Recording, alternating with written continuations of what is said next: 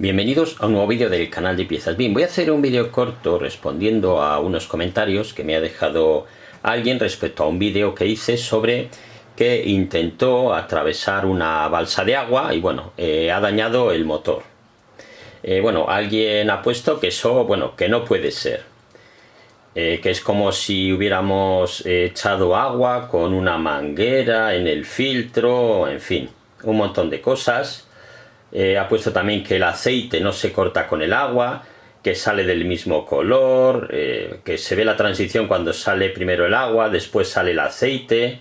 También que en el instante que entra agua en una cantidad mayor a una jeringa, deja de haber chispa en las bujías y el motor se apaga y no jala aire.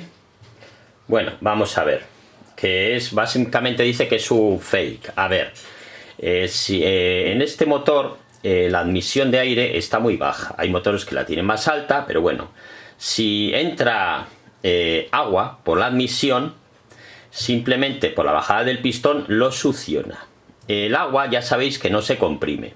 Entonces llega a la cámara de combustión y en la cámara de combustión, claro, se cierran las válvulas, sube el pistón, se crea compresión y como digo, el agua no se comprime, lo que hace es automáticamente pues daña el pistón y daña también las bielas, ¿vale? Y claro, el agua busca una salida y la salida ahí es hacia el cárter. Entonces eso explica que tenga agua en el cárter. Que el agua y el aceite es al mismo color no es cierto.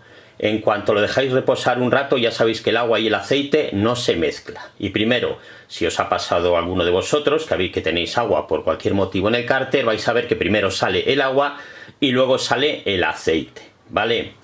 Luego dice que el motor se pararía porque no habría chispa, claro, pero hasta que se para, eso por la propia inercia empieza a comprimir entre el pistón y las válvulas, ¿vale? Por eso digo que se daña. Os voy a poner un vídeo, ese mismo motor, que ya digo que está muy dañado. Mirad, para que veáis, tengo ¿veis? Las bobinas de las bujías están fuera.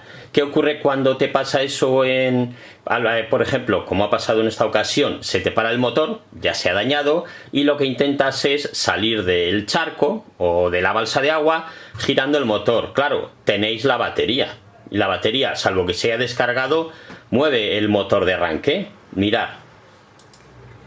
Ahí vais a ver, está con los agujeros de las bujías quitadas. También veis que el colector está fuera, vais a ver. Ahora vamos a girar el contacto. ¿Veis?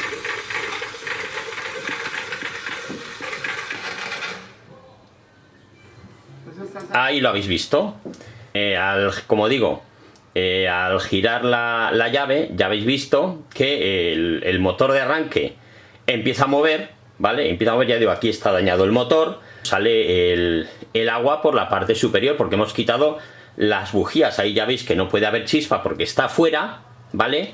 Pero ya veis que el motor de arranque, como digo, sigue girando y claro, si habría agua ahí dentro, se seguiría dañando. Lo que pasa es que aquí, como tiene las bujías liberadas, pues no se crea esa presión dentro del cilindro y por eso sale por la parte superior, ¿vale?